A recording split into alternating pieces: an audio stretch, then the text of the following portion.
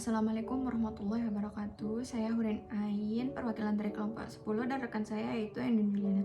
Di sini saya akan memaparkan jurnal kami yaitu kedudukan dan fungsi bahasa Indonesia sebagai bahasa pemersatu di Desa Pujut, Lombok Tengah. Di samping bahasa Indonesia sebagai bahasa nasional, penduduk Pulau Lombok terutama suku Sasak menggunakan bahasa Sasak sebagai bahasa utama dalam percakapan sehari-hari. Di seluruh Lombok sendiri, bahasa Sasak dapat dijumpai dalam 4 macam dialek yang berbeda, yakni dialek Lombok Utara, Lombok Tengah, Lombok Timur, dan Lombok Barat. Selain itu, dengan banyaknya penduduk suku Bali yang berdiam di Lombok, sebagian besar berasal dari eks-kerajaan Karangasem.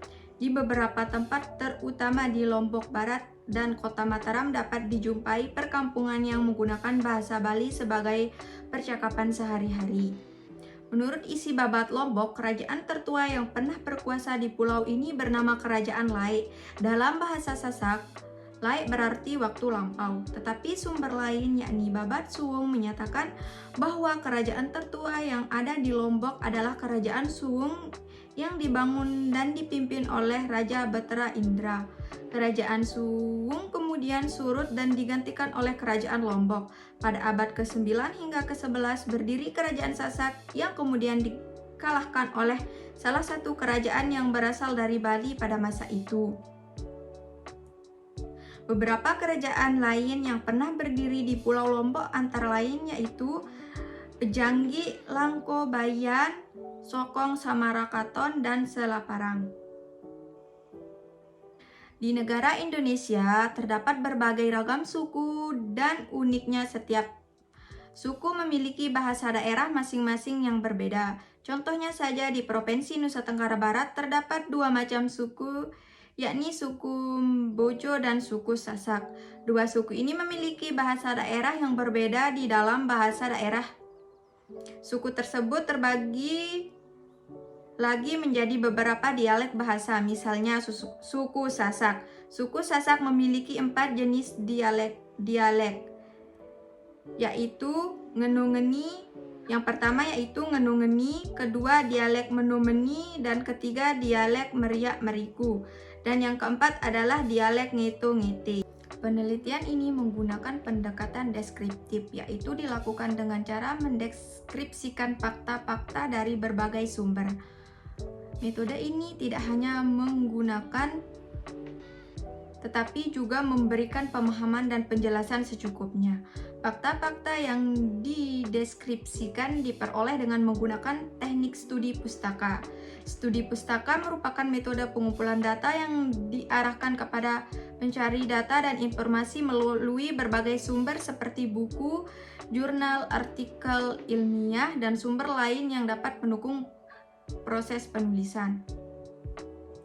Penelitian ini menggunakan metode antropologi kognitif.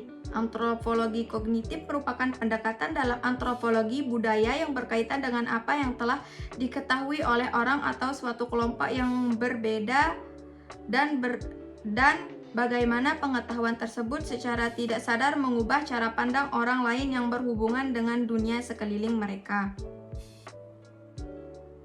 Pada bagian pembahasan menguraikan tentang pentingnya kedudukan dan fungsi bahasa Indonesia dalam perkembangan bahasa Indonesia sebagai bahasa pemersatu di Desa Pujut, Kabupaten Lombok Tengah.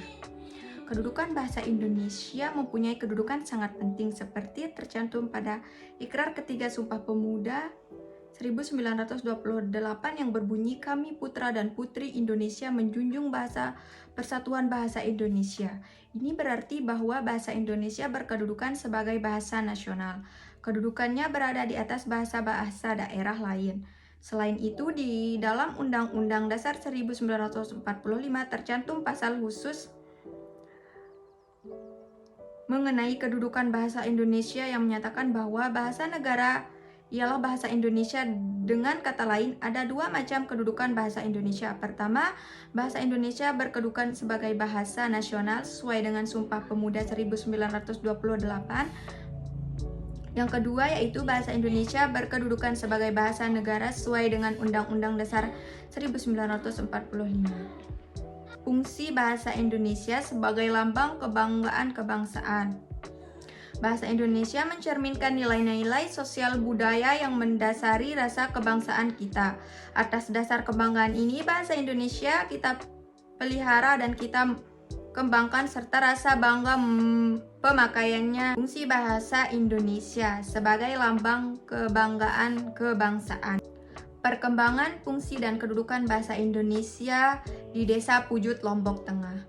Bahasa memiliki peranan penting dalam kehidupan manusia karena bahasa berfungsi sebagai alat komunikasi antar manusia. Bahasa memiliki pengaruh yang besar bagi kehidupan manusia,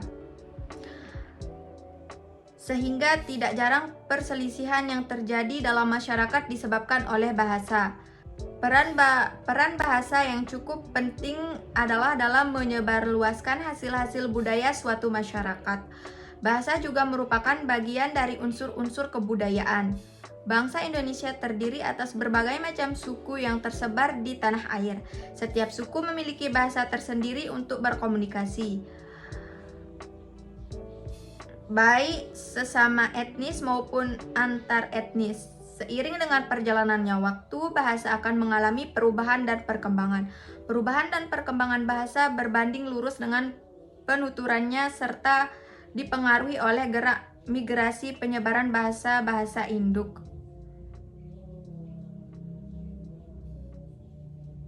Keberagaman bahasa Indonesia telah menjadikan Indonesia sebagai bangsa yang multibahasa daerah yang bervariasi. Salah satu variasi bahasa daerah yang ada di Indonesia adalah pada daerah Nusa Tenggara Barat. Wilayah Nusa Tenggara Barat dihuni oleh beberapa etnis mayoritas yakni Sasak, Sumbawa, dan Mambojo. Ketiga etnis ini tergabung dalam suatu wilayah administratif yaitu Provinsi Nusa Tenggara Barat yang terbagi pada dua pulau yaitu Pulau Lombok dan Pulau Sumbawa. Setiap penggunaan bahasa mematuhi norma-norma sosial yang mengontrol tingkah laku dan pembicaraan. Pemilihan kode-kode bahasa penting untuk menempatkan diri dengan situasi sosikultural yang ada. Bahasa Sasak adalah salah satu bahasa daerah yang ada di Indonesia yang terdapat di Pulau Lombok, Nusa Tenggara Barat. Bahasa Sasak digunakan oleh masyarakat Pulau Lombok untuk berinteraksi antar sesama anggota masyarakat dalam pergaulannya sehari-hari. Bahasa Sasak memiliki 4 dialek yaitu yang pertama yaitu ngenu-ngeni, yang kedua yaitu menu-meni, yang ketiga yaitu ngitu-ngite, dan yang terakhir yaitu meriak-meriku. Selain bahasa Indonesia sebagai bahasa nasional, penduduk Pulau Lombok menggunakan bahasa Sasak sebagai bahasa utama dalam komunikasi sehari-hari. Jumlah penatur bahasa Sasak kurang lebih 2,5 juta orang dengan jumlah dialek yang berbeda-beda dapat dijumpai di setiap dusun, desa atau wilayah kecamatan yang ada di Pulau Lombok. Dalam kepentingan pemakaian bahasa, bahasa Sasak identik dengan masyarakat Sasak yang berada di Pulau Lombok. Hal tersebut disebabkan oleh mayoritas masyarakat Lombok sebagai suku Sasak. Tidak jarang bahasa Sasak digunakan sebagai bahasa sanding di dalam proses pengajaran bahasa Indonesia, terutama sekolah dasar di daerah pedesaan. Berdasarkan hal itulah bahasa Sasak mampu dijadikan bahan kajian ilmiah dalam mengembangkan ilmu pengetahuan dan kebahasaan. Adapun di wilayah Pujut sendiri, dialek yang berkembang adalah Meriak-Meriku. Dialek Meriak-Meriku dikenal juga dengan sebutan dialek Pujut. Dialek ini digunakan pada wilayah selatan Pulau Lombok meliputi Kecamatan Pujut, Praia Barat, Praia Barat Daya sebagai wilayah Praia Timur hingga wilayah Jerowaru, Lombok Timur. Pembatasan Lombok Tengah dan Lombok Timur bagian selatan. Di tengah Pulau Lombok, dialek Pujut ini juga digunakan di beberapa wilayah seperti di Kecamatan Jonggat, Kabupaten Lombok Tengah. Selain itu, dialek Pujut ini juga dapat ditemukan penggunaannya di tengah-tengah antara penggunaan dialek menu-meni dan penggunaan dialek ngenu-ngeni, yaitu di Desa Padomare, dan Desa Denggen, Kabupaten Lombok Timur. Contoh kalimat yang menggunakan dialek Meriak-Meriku dalam bentuk gugus konsonan bahasa Sasak seperti Sainu Belanturan Julun SMA, yang artinya siapa yang bertabrakan di depan SMA. Selanjutnya yaitu Sai Sak Beruntung Nu, yang artinya siapa yang beruntung itu, dan Sai Berayonde, yang artinya siapa pacar Anda, dan Beruga Sai Nu, yang berarti beruga siapa itu. Mungkin hanya sekian yang dapat saya sampaikan, kurang lebihnya saya mohon maaf. Assalamualaikum warahmatullahi wabarakatuh.